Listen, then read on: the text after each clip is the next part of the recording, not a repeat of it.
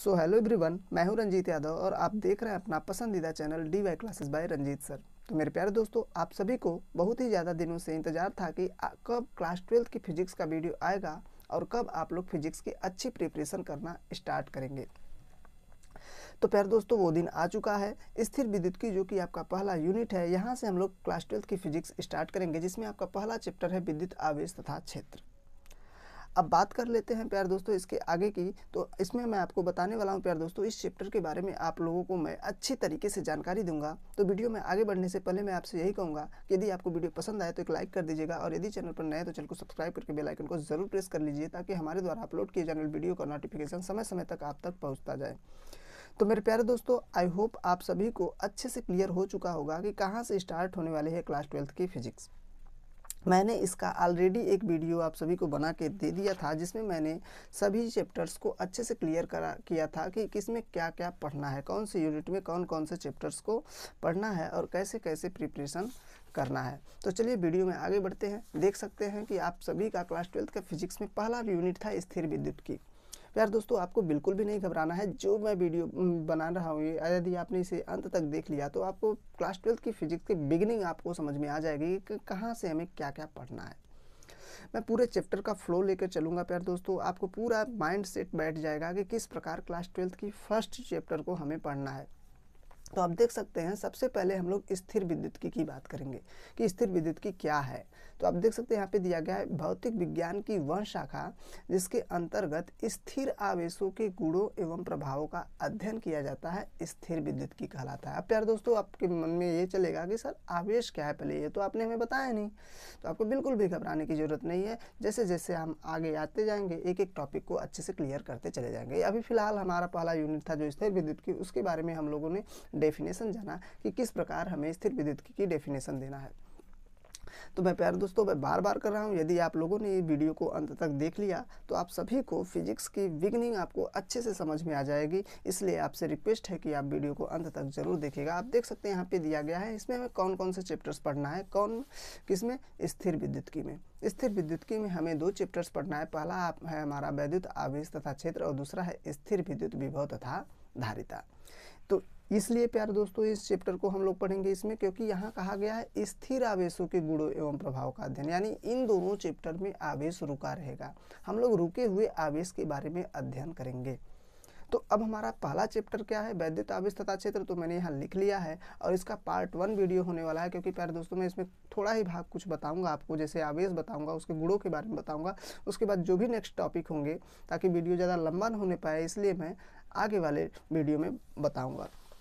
तो आप देख सकते हैं पूरे चैप्टर के अंदर कौन कौन से टॉपिक्स को पढ़ना है, पहले हम लोग यहाँ डिस्कस कर लेते हैं। तो सबसे पहले हमें पढ़ना है आवेश व उनके प्रकार के बारे में पढ़ना है। जैसे ही हम लोग आवेश व उनके प्रकार को पढ़ लेंगे तो यहाँ पे आएगा आवेशों के गुणधर्म, यानी आवेश के क्या क्या गुणधर्म हैं, क्या क्या गुण हैं जिन्हें आवेश पालन करते हैं, आप देख सकते हैं। उसके बाद तीसरा टॉपिक हम लोग पढ़ेंगे कूलाम का नियम, जो कि मोस्ट इंपॉर्टेंट है प्यारे दोस्तों। मैंने यहाँ पहले से ही लिख दिया, एग्जाम की दृष्टि से बहुत ही इंपॉर्टेंट चैप्टर है और टॉपिक भी है। अब यहाँ पे देख सकते दिया गया है वैद्युत क्षेत्र एवं वैद्युत क्षेत्र की तीव्रता। जैसे आप लोग कूलाम का नियम पढ़ लेंगे, वैद्युत क्षेत्र एवं वैद्युत क्षेत्र की तीव्रता को पढ़ेंगे हम लोग, इससे रिलेटेड है। उसके बाद हम लोग पढ़ेंगे वैद्युत क्षेत्र रेखाएं।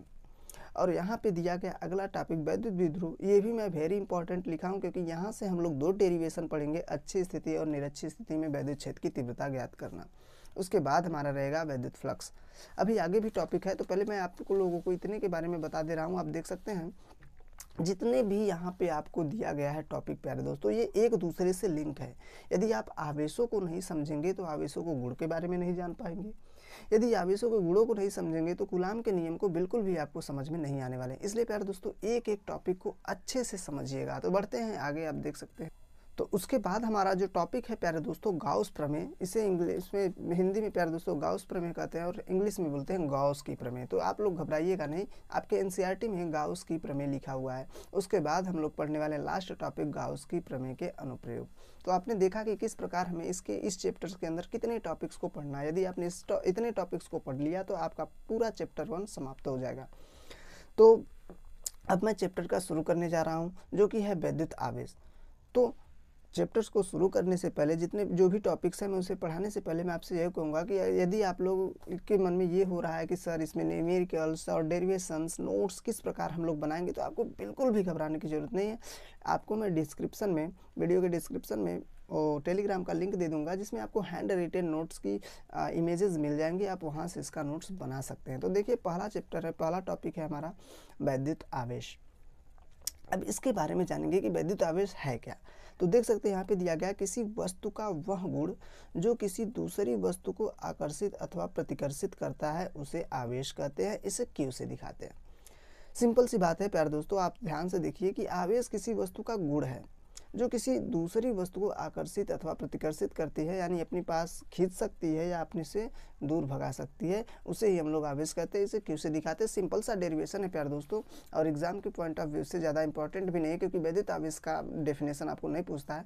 जब भी कोई आपसे पूछे तो आप यहाँ तक यही डेफिनेशन आप बता देंगे और बहुत ही अच्छे से आपको मार्क्स मिल जाएगा यदि बोर्ड एग्जाम में आता है तो।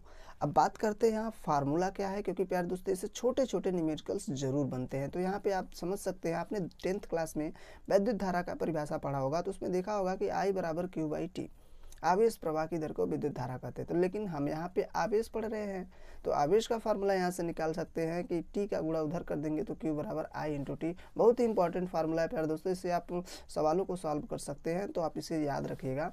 अब यहाँ पे कुछ विशेष बातें हैं। विशेष क्या है, यहाँ देख सकते हैं कि यह एक अदिश राशि है। कौन? आवेश। आवेश एक अदिश राशि है, इसमें केवल और केवल परिमाण होता है और दिशा नहीं होती है।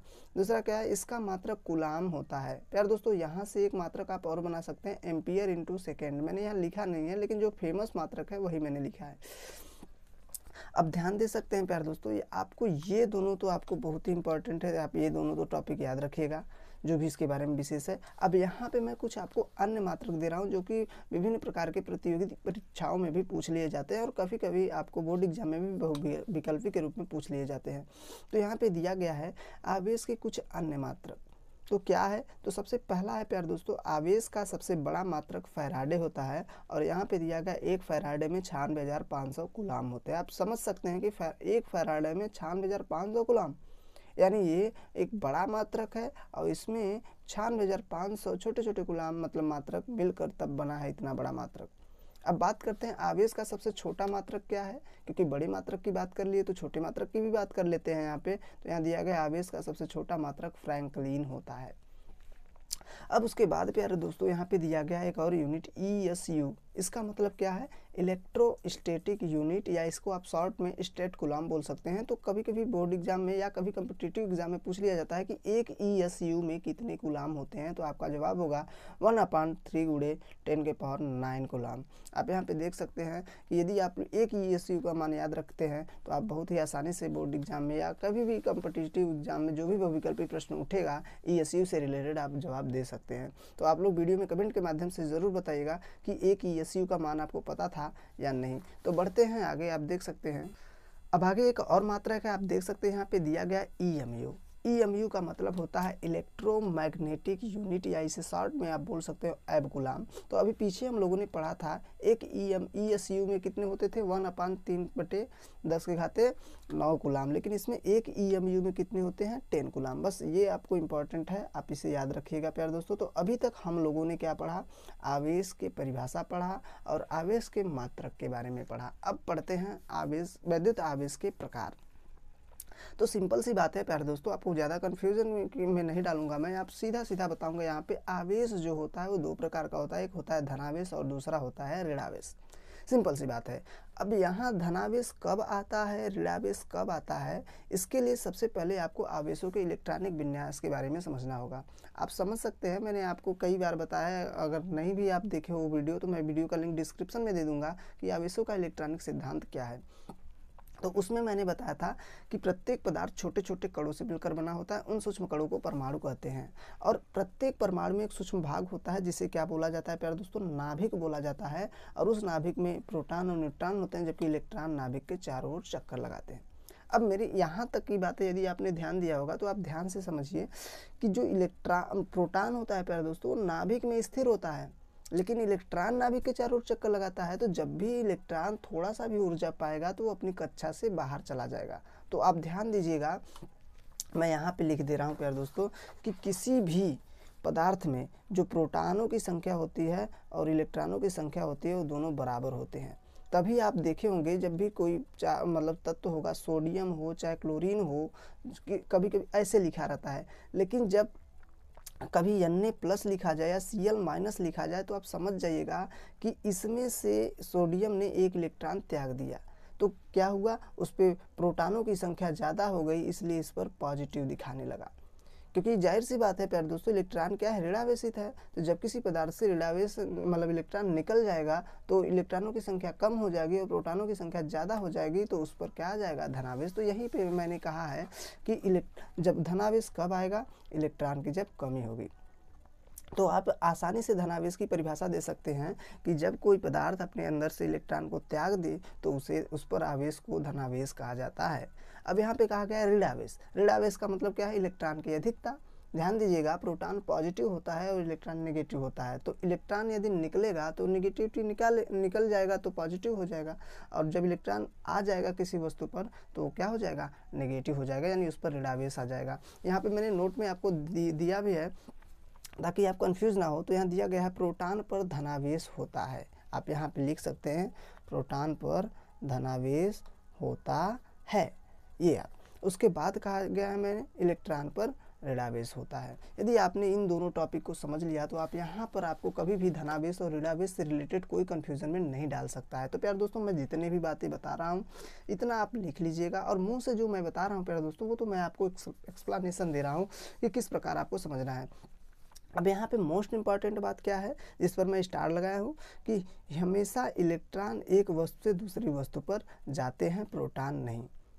अभी मैंने ऊपर बताया क्या कि जब भी इलेक्ट्रॉन क्या होता है, चारों ओर चक्कर लगाता है प्यारे दोस्तों, तो जो थोड़ा सा भी ऊर्जा पाएगा तो अपनी कक्षा से बाहर निकल जाएगा, जबकि प्रोटॉन तो नाभिक में होता है, तो नाभिक में वो बाहर नहीं निकल पाता, वहीं स्थिर रहता है। इसलिए यहाँ कहा गया है कि हमेशा इलेक्ट्रॉन एक वस्तु से दूसरी वस्तु पर जाते हैं, प्रोटॉन नहीं। अब हमारा एक अगला टॉपिक है प्यारे दोस्तों, आवेशन क्या है। आवेशन का मतलब क्या है, किसी वस्तु को आवेशित कर देने की प्रक्रिया। तो यहाँ पे दिया गया किसी वस्तु को आवेशित करने की प्रक्रिया को आवेशन कहते हैं। और प्यारे दोस्तों, आवेशन की विधियाँ यहाँ पे पढ़ाया जाता है। सिंपल सी बात है कि आवेशों को कितनी प्रकार से या कितनी विधियाँ से वो किया जाता है, आवेशित किया जाता है किसी भी वस्तु को। तो यहाँ पे दिया गया मुख्य रूप से आवेशन की निम्न 3 विधियाँ हैं। किसी भी वस्तु को हम आवेशित 3 तरीके से कर सकते हैं। पहला है हमारा घर्षण द्वारा, दूसरा है चालन द्वारा और प्रेरण द्वारा। प्यारे दोस्तों, इसको डिटेल में पढ़ने की ज़्यादा ज़रूरत नहीं है। घर्षण का मतलब है जब एक वस्तु को दूसरी वस्तु से रगड़ दिया जाता है तो क्या होता है, उनमें से इलेक्ट्रॉन एक वस्तु से निकलकर दूसरी वस्तु में चले जाते हैं, तो वो क्या हो जाता है, आवेशित हो जाती है। चालन का मतलब ये होता है कि मान लेते हैं एक वस्तु उदासीन है, कोई चार्ज नहीं है, दूसरा वस्तु मतलब आवेशित है, मान लेते हैं उसमें प्लस चार्ज है, तो उसे क्या करेंगे, डायरेक्ट इससे स्पर्श करा देंगे, तो जो चार्ज इस पर रहेगा वही चार्ज इस पर भी आ जाएगा। इसे बोला जाता है चालन द्वारा। और प्रेरण द्वारा क्या होता है प्यारे दोस्तों कि स्पर्श नहीं कराएंगे उसमें, बस उसके पास लाकर रख देंगे, सटाएंगे नहीं, तो जो आवेश इस पर रहेगा उसका जस्ट विपरीत आवेश उस पर आ जाएगा। बस सिंपल सी बात है। तो आवेशन की कोई भी विधियाँ पूछे कितनी विधियाँ हैं तो आप 3 विधियाँ बताइएगा। घर्षण द्वारा आवेशित कर सकते हैं किसी वस्तु को, चालन द्वारा कर सकते हैं और प्रेरण द्वारा कर सकते हैं। तो आप जल्दी से इन सभी का नोट्स बनाते जाइएगा प्यारे दोस्तों, वीडियो को पॉज कर करके। तो बढ़ते हैं आगे। तो दोस्तों आप देख सकते हैं यहाँ पे दिया गया है वैद्युत आवेशों के मूलभूत गुण। तो प्यारे दोस्तों, यदि हम इसके गुणों के बारे में पढ़ेंगे तो इसमें काफ़ी ज़्यादा गुण दिया गया है, जो कि वीडियो ज़्यादा लंबा हो जाएगा। तो मैं सोच रहा हूँ प्यारे दोस्तों इसको नेक्स्ट वीडियो में बताऊँगा। तब तक अभी तक मैंने जो भी आपको बताया, इसको आप लोग हैंड रिटेन नोट्स अपने ही हाथों से लिखिए प्यारे दोस्तों, तभी आपको अच्छे से समझ में भी आएंगे। तो प्यारे दोस्तों, अभी तक मैंने जितना भी बताया आप उसका नोट्स बनाइएगा। मिलते हैं नेक्स्ट वीडियो में, आपको ऐसे ही आपको बहुत ही अच्छे तरीके से बताएंगे। तो आपको वीडियो कैसा लगा, वीडियो में कमेंट के माध्यम से ज़रूर बताइएगा। और यदि अभी तक चैनल पर नए हैं और चैनल को सब्सक्राइब नहीं किया है तो चैनल को सब्सक्राइब करके बेल आइकन को ज़रूर प्रेस करें। तो वीडियो में कमेंट के माध्यम से बताना मत भूलिएगा कि ये वीडियो आपको कैसा लगा। तो मिलते हैं नेक्स्ट वीडियो में। पढ़ाई करते रहें। All the very best. जय हिंद।